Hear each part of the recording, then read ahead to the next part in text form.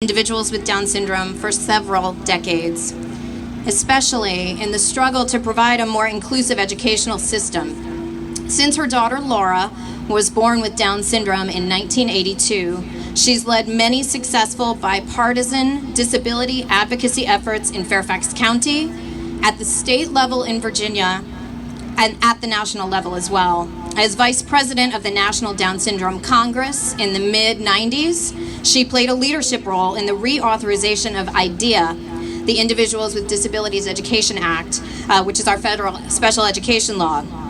As director of the Office of Special Education Programs for the U.S. Department of Education from 2002 to 2005, she promoted improved transition and post-secondary results for all students with disabilities, as well as new opportunities for students with intellectual disabilities to participate in post-secondary education.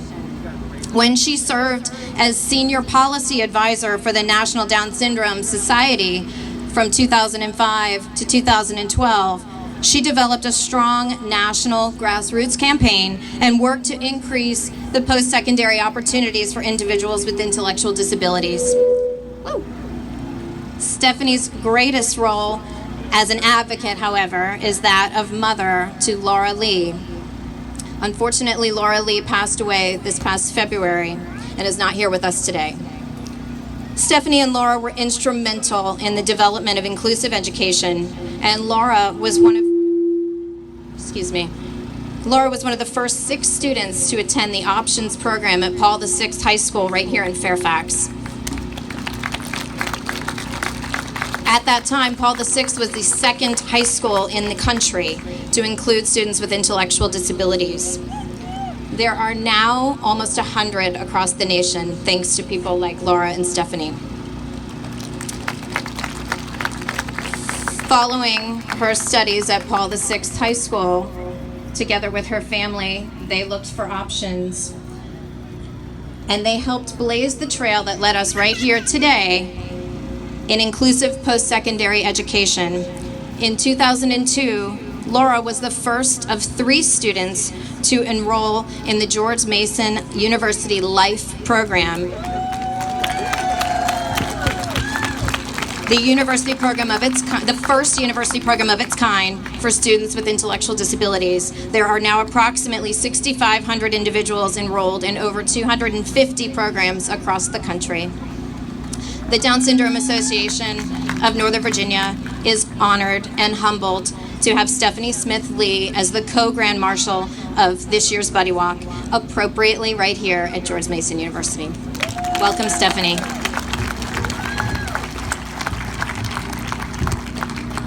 Thank you so much for that kind introduction. My husband Gan and I and Team Laura Lee, wave Team Laura Lee, we're delighted to be here with all of you to walk in remembrance of Laura and in support of all the wonderful things that the Down Syndrome Association of Northern Virginia accomplishes. When Laura was born in 1982, there was no information available to us at the hospital or library. The only support that we had was from parents in what was then called PODS and is now as DSA&B, and the inclusive preschool our son attended. That support was so important as we faced hospitalizations for Laura for the first 2 years, open heart surgery, and navigating the school system. Looking out at this crowd, it's amazing to think that in 1982, the entire DSA&B group could fit in my little family room. This is terrific to see so many of you out here, especially the beautiful babies. Now DSA&B serves 900 members, providing resources and programs and support for families with all kinds of programs across the lifespan. I'd like to briefly address one very important aspect of DSA&B's work, advocating for the rights of individuals with Down syndrome and their families. Our daughter Laura was involved with advocacy since she was a young child and went with me to school board meetings. First she came along with me, then she stood beside me as I testified or spoke to the media, and then she spoke up herself to the General Assembly, congressional committees, state and national conferences.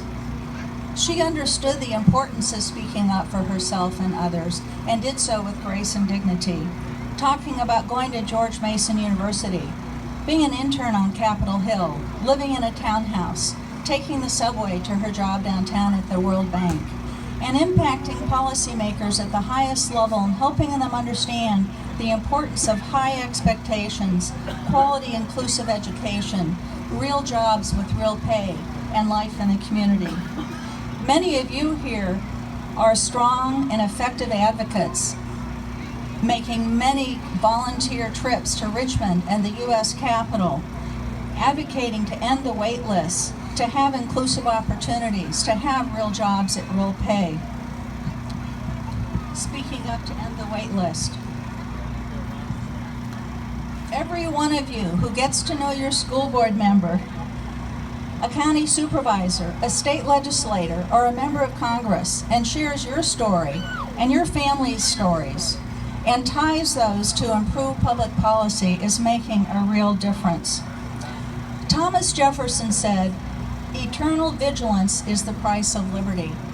Eternal vigilance is also the price of keeping the civil rights that we've worked so hard for, and ensuring in the future that every person with a disability has the opportunity to go to college, have a meaningful job, and live with friends of their choice in the community. So thank you to DSA&V for your leadership, and thanks to all of you for being here for the Buddy Walk and for all that you do to ensure a bright future for everyone here. Thank you.